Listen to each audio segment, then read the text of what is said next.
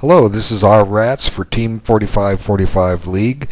Going to analyze the game between Nanning and Andressa. This was played in round 3, or the final round of the playoffs for team event number 52. This is an extremely interesting game, and the opening here, although it's most likely unsound, is certainly worthy of attention, and I'm glad this opening variation was played. It's something I've looked at years and years ago, and I'll offer just a little bit of insight into it. Let's have a look. Okay, so far, so book. And here is, like I say, is an extremely interesting move by black. It's most likely unsound. White should be able to do quite well from it, but here's the move. Black plays c5, and I don't know the theory to this, but it can certainly catch an opponent unaware if you're prepared. And I'm not entirely certain black was really prepared for this. The reason being he started taking his time on the game and just didn't anticipate some of white's moves. Unfortunately, black didn't play too well here, but that's okay. If you notice, he's suffering a 200 rating point disadvantage, so objectively white is the stronger player. Also, it's not too bad of a loss for black's team to absorb, because they did lose with black. They have white in 2 of the 3 remaining games. But let's have a look. What's white going to do against this? White's going to have to stop and think right now, unless he's got something prepared for this in advance. And I would advise anybody that plays d4 and c4 against d5 to prepare some lines against this, because a creative player can sit down and work out a lot of strategies for black, and maybe white's going to end up being embarrassed because he just didn't know the line. And of course, black runs the risk that he is going to be embarrassed if he doesn't know the line. So let's just talk about it for a moment. What does white do here? He has 2 possible recaptures on the board, or he could develop a piece. Probably nothing wrong with just developing a piece. For instance, knight c3 almost screams to be played. Even knight f3 should be acceptable, and let black take first, and then just start bringing your guys out. I don't know. Like I say, you have to sit down and analyze this thing out, and that's beyond the scope of this 15-minute video. But just to look at it, knight c3, which way is black going to take? If black takes with the d pawn, white might play d5 here. That looks fine. Eventually, this pawn on c4 is a goner, and white's done okay here. And if black takes on d4, white develops his queen with a threat on d5. So black might be inclined to play this capture. Now white has a couple logical moves here. Well, actually 3. You could play knight f3. You could play e3. Well, I'm not so sure about e3. You get an isolated pawn on the queen exchange, but all the pieces are coming out. Could play queen takes c4. That'd be okay. And you could just trade queens and displace black from castling, and figuring you're going to get this pawn back soon enough. So knight c3 certainly is a good move to play. That's why white would have to be prepared here. Okay, so what else is there? There's well, let's go back. Okay, knight f3. Basically, you're saying the same things. If you take here on d4, I'm going to take back with the queen and threaten you on e5 or d5. Okay. One other possibility on knight c3. I was saying on queen takes d4, black might play knight f6, develops a piece, and stops the queen from taking on d5. Now black is ready to counterattack the queen. As I say, there are possibilities, and you can do it right now even, because the pawn is pinned. Of course, you might get embarrassed by queen a4. Like I say, we don't know if all these lines are good or bad until you sit down and burn the midnight oil and play through them. but white certainly wouldn't do bad by knight c3. Okay, let's just go back to the game and see what happened. White chose one of the pawn captures in the center, and nothing wrong with that. Probably any move white plays is good. And this now in turn lets the black queen get developed. But white's able to take advantage of that and gain some time on that queen, and suddenly the white game just becomes a steamroller and black has nothing to do. Okay, so now the logical move is to continue with knight c3 because that gains an immediate tempo on the queen, and certainly that's what black does. Now here's the interesting point.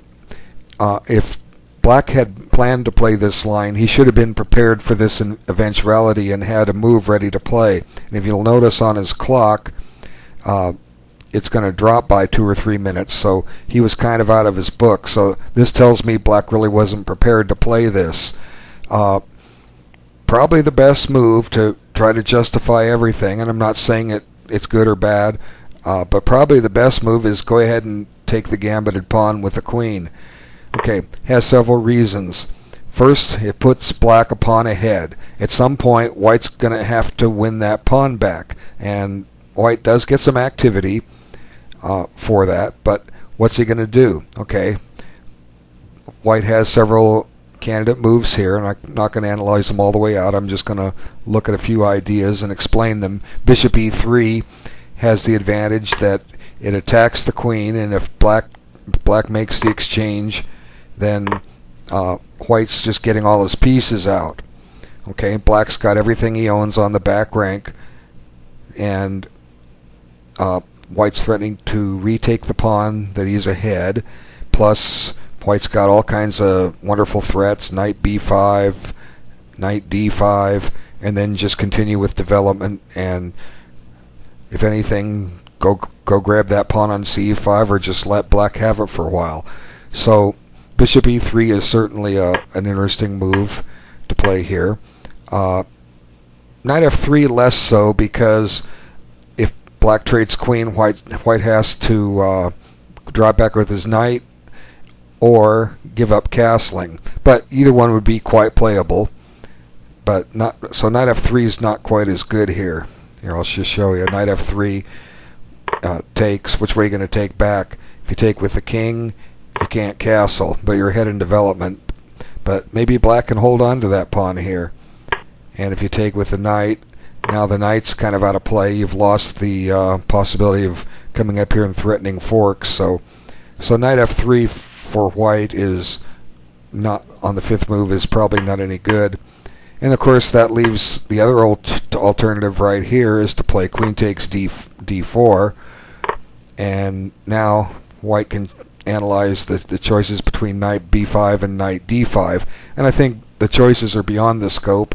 But just a quick look, what's black going to do? If he plays knight a6, white's going to advance his e-pawn and threaten to take that knight off and then give his fork. Okay, so what does black do? If he plays king d8, now f7 is loose, so white just comes up here and plans to put the knight on e5, and now he's got mirror threats on both sides of the board. So it's not entirely certain how black defends this position, but it's something he could have spent his time on ahead of time when he chose to play c5. And now anyone that wants to try to play this as black can burn the midnight oil and try and find a way. Okay, so let's go back. So black probably should have taken that pawn, or at least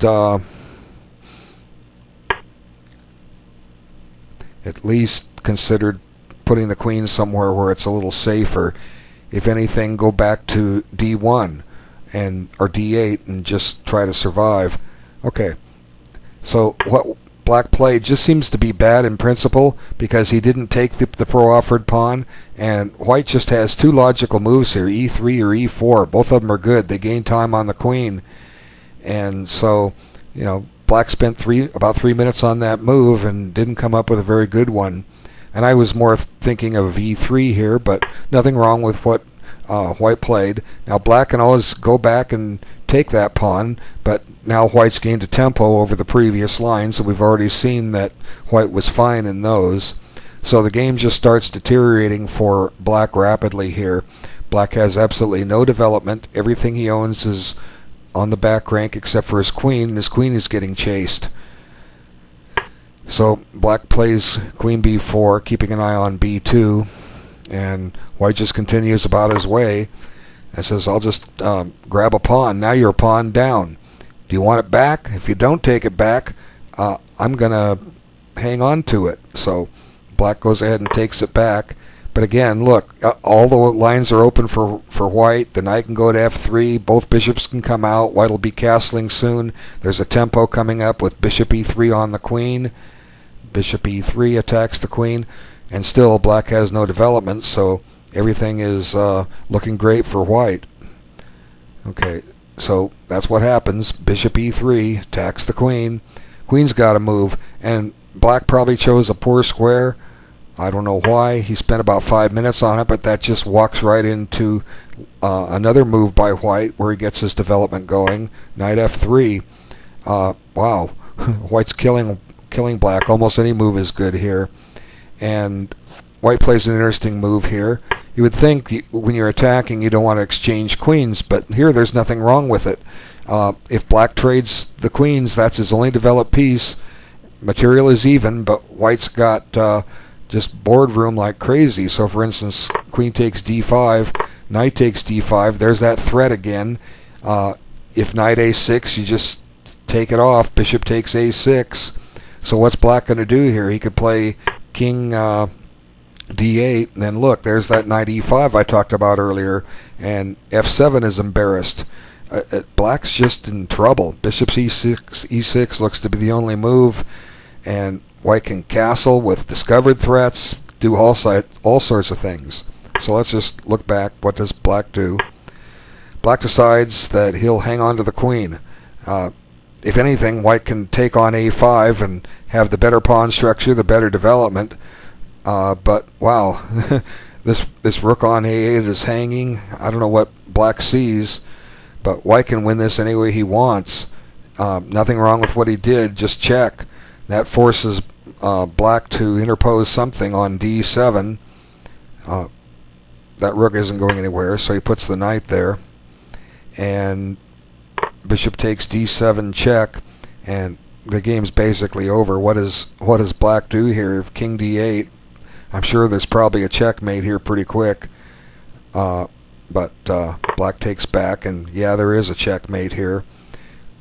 Queen takes a8 check, and black resigns because he's getting checkmated. Now, not a perfect game, but certainly a game that gives you an idea how you want to study an opening. You have to really be prepared for these things. If black had been a little better prepared, who knows? Maybe white would have walked into something a little worse here. We don't know. But I admire black for his bravery to try this line. You just weren't quite prepared enough to undertake the strategies that it employed. The entire black king side is undeveloped, and white has everything developed except for his king. That's the only thing missing in white's game. He hasn't castled, but he doesn't need to because he's getting checkmate. So, very, very interesting game. Hopefully it gives you, ladies and gentlemen, a chance to look and try and figure out ways when you want to analyze something obscure yourself. Thank you so much for your time, and I wish you all well.